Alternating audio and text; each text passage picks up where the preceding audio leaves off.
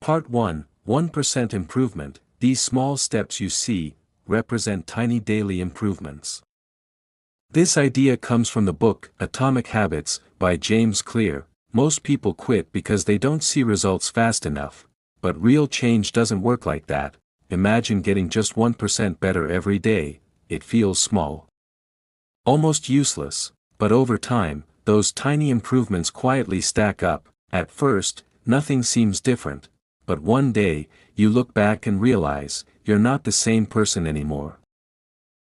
We often ignore small actions, because they don't give instant results, but success isn't about one big moment, it's about showing up consistently, even when progress is invisible. So instead of chasing perfection, focus on getting just 1% better every single day.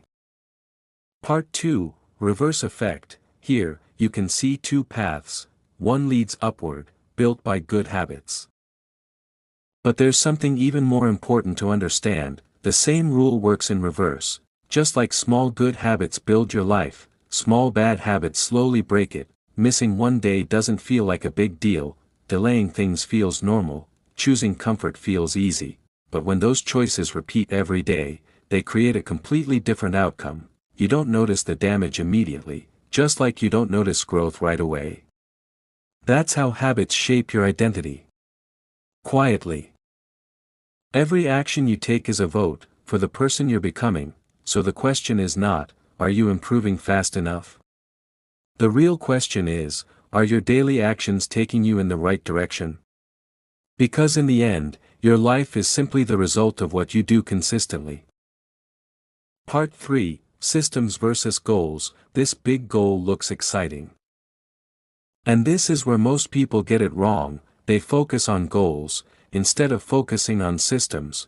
Goals are about the results you want, but systems are about the process you follow. You don't rise to the level of your goals, you fall to the level of your systems.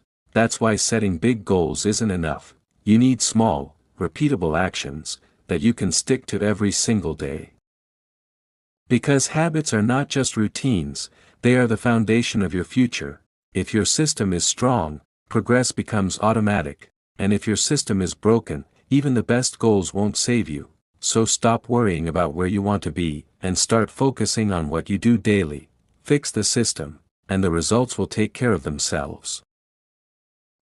Part 4, Environment Design. Look around. Your environment is influencing every decision you make.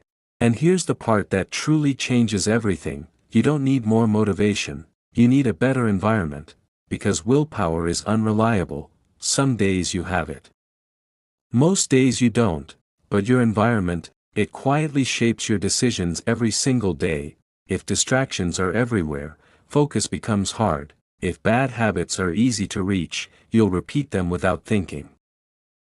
So instead of fighting your habits, redesign your surroundings. Make good habits obvious, make bad habits invisible, put your goals in front of you, and remove what pulls you away, because success is not about forcing yourself, it's about making the right actions easier, and when the right choice becomes the easy choice, consistency stops feeling like effort.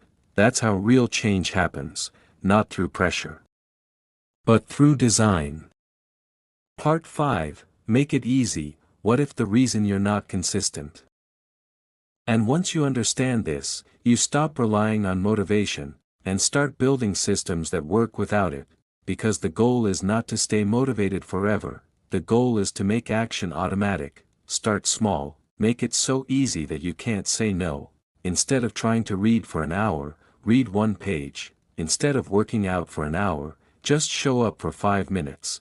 Because consistency doesn't come from intensity, it comes from simplicity. And the easier your habits are, the more likely you are to repeat them. Over time, those small actions stop feeling like effort, they become part of who you are. That's when discipline is no longer a struggle, it becomes your default. And when your habits become your identity, change is no longer something you chase, it becomes something you live every single day. Part 6, Identity-Based Habits. And this is the most powerful shift of all. It's not about what you do, it's about who you believe you are. Most people try to change their habits by focusing on outcomes. I want to lose weight. I want to be successful. I want to stay consistent. But real change doesn't start with goals, it starts with identity. Instead of saying, I want to read more, start saying, I am a reader.